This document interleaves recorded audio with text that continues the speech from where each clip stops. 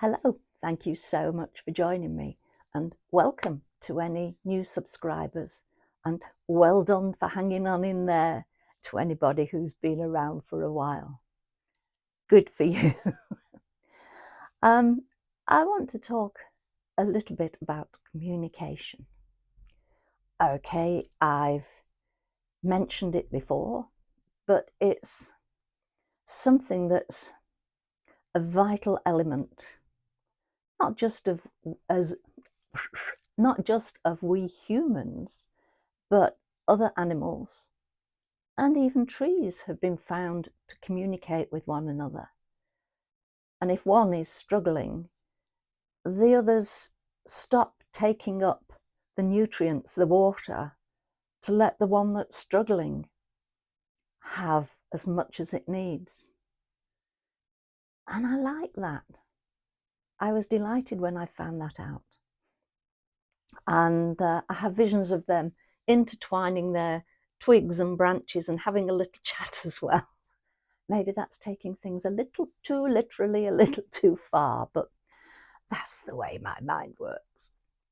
So communication obviously can take many different forms. And as I said, I prefer face-to-face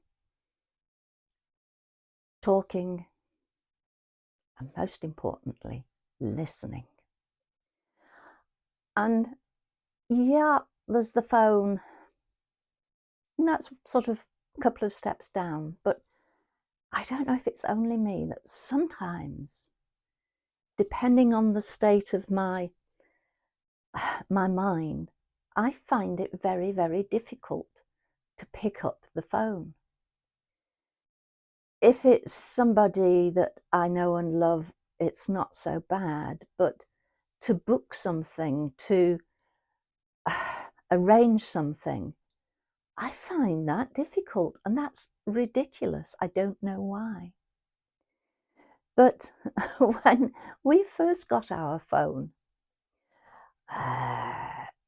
I have no idea when it was, but it was a party line, and it didn't show on the phone where the person was, whether the other person was using the phone.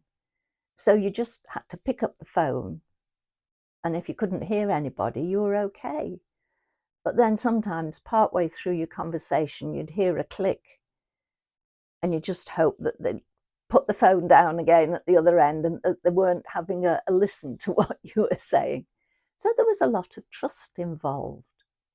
But it usually worked out okay. But it was great when we actually got our own phone rather than being at a party.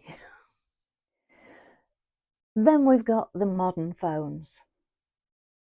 The messaging, texting is great, but only as a fill-in as far as I'm concerned. Yeah, I love texting friends that I know I'll be seeing, but if that's the only method of communication, it's lacking in value for me, because you can't hear and you can't see the person, and they might be pulling the wool over your eyes. You don't know. So this is a new to me phone, my first use. My granddaughter kindly negotiated an exchange with me when she got her new phone.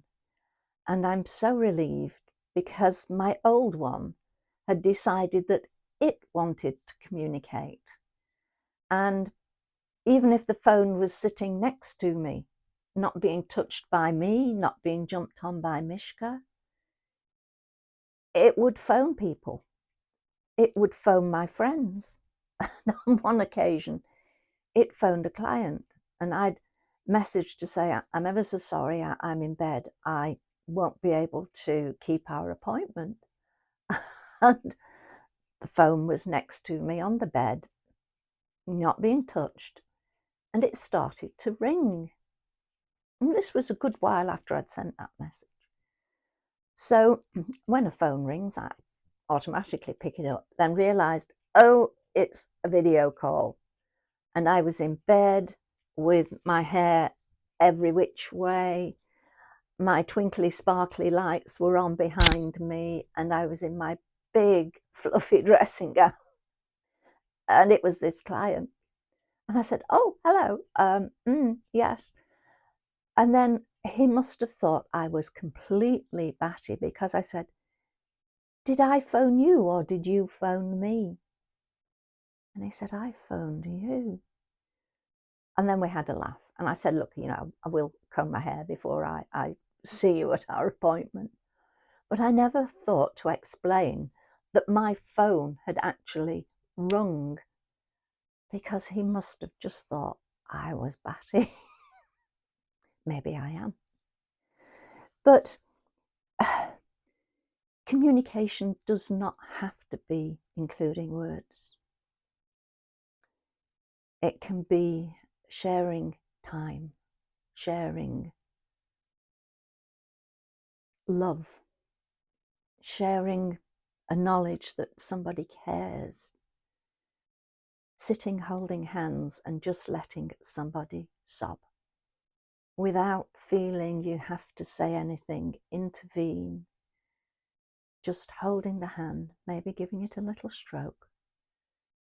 That counts for so very much. And allowing people that time to shed the tears, because tears can be so healing, so cathartic, and so many of us bottle them up, but then suddenly we reach the point where they flow. They need to flow, they have to flow. So to be supported in that time, that's wonderful. That means so very much. But there have been some interesting sessions with people reporting back on communication to me. I'm thinking of one guy in particular who came with his wife for hypnobirthing.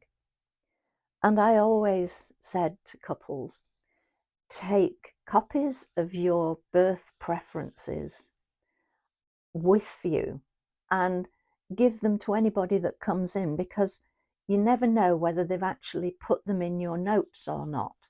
So better to be safe than sorry. Right, fine, yeah. I had a phone call to tell me that their baby had arrived.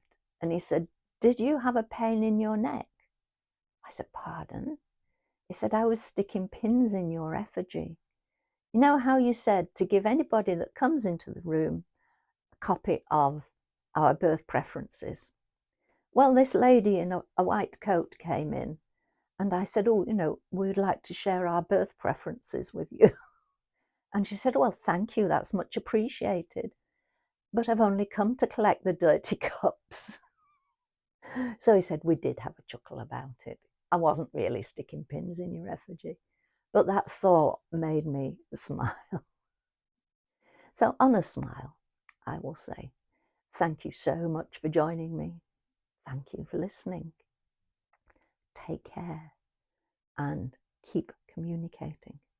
I love it when I get messages. People love it when you communicate with them.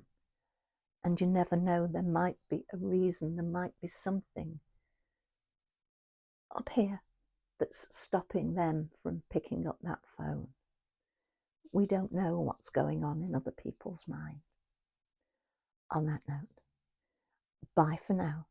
Take good care of yourself, the best care that you possibly can. Speak to you soon. Bye for now. Bye.